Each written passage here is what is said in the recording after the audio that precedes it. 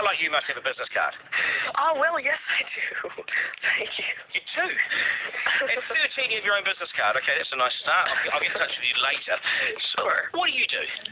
Oh, well, mainly, I like to call myself a software and cognitive developer because I love developing with cognitive computing and artificial intelligence.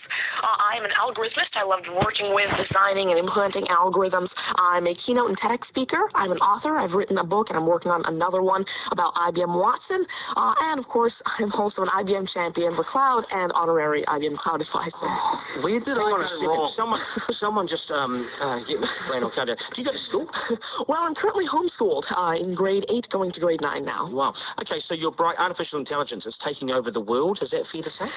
Well, you see, that's actually one thing that I believe a lot of people have, the sort of misconception that artificial intelligence is this technology that was made to replace humans, that really everything we do, whether it be, our jobs or whatever we do at home every day. But really what I believe is that artificial intelligence was developed and is continuing to be developed for the sole purpose of really augmenting our life and amplifying our skills or capabilities and what we can do every day. But what about when the computers actually learn that they're better than us? Well, you see, that's sort of called the singularity of artificial intelligence, at which point artificial intelligence has surpassed human intelligence to the point that we cannot control it.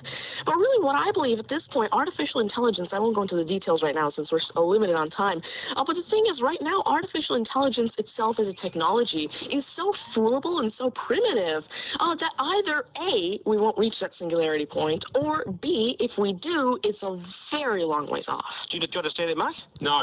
I couldn't. I wanted to take notes for the exam at the end of it. You lost them in the first. Yes. Could I offer you a golf ball? You do this YouTube channel, which you teach people. What is that all about, and who is your target audience? Yeah, sure. Now, I actually have a YouTube channel called Tanmay Teaches that I've been running for around 6 years now, and it has over 144 videos and now 22,000 subscribers. And so on it, I love to teach about computing, really programming, these algorithms that I develop, machine learning especially, math, science, and especially technologies like IBM Watson. Because, of course, I like to share my knowledge because I realize that there's this lack of resources for people to learn about technologies like AI, which is why I absolutely love sharing my knowledge through, of course, these YouTube videos, the books that I'm authoring, the keynotes that I have, and really Watson comes in here in such a great way because Watson allows me... What's Watson? Sure. Well, Mark thinks he's a golfer, but what is Watson? Now, IBM Watson is essentially a cognitive system that allows developers to incorporate cognitive and machine learning into their applications without having to code in the actual intelligence. And what this means is that, of course, right now, really one of the main reasons developers aren't incorporating more machine learning into their apps is because it's so hard to do. It's really difficult to incorporate intelligence because... Has the, I want to take this somewhere else, this interview. Has the Homeschooling Association of the World got hold of you as their front person? Oh, well, there is actually a Homeschooling Legal Defense Association, I believe, HSLDA in Canada, and I actually had a keynote for them last year in Niagara Falls. You're the poster boy for homeschooling, aren't you? Well, I did have a keynote for them. I talked a lot about the advantages of homeschooling and why it's great for kids who want to go into different and really targeted subjects. Okay, I want to get right down to business now. When did you realize you were bright and smart? You're smarter than most. Well, I originally started coding when I was 5 with simple languages like Fox Pro and Batch.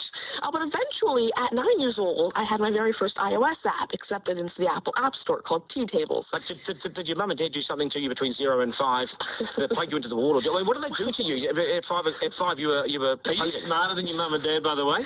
Oh, well, I have... well, my dad used to work as a computer programmer, but he used to work with, simple, regular programming languages like Fox Pro, Batch, a little bit of C, etc. But you see, now I'm really interested in artificial intelligence and how it can actually be implemented on all these different platforms. You'd be a nightmare to teach. You'd be an absolute nightmare to teach, wouldn't you? Because you'll be smarter than the lecturers. I don't even want to get in an argument with you, ever. But I would like to see you on a quiz show because I think you would nail that. Well, you see, there is one thing that I've been working on, and it's essentially an app called Ask Tanmay, an NLQA system.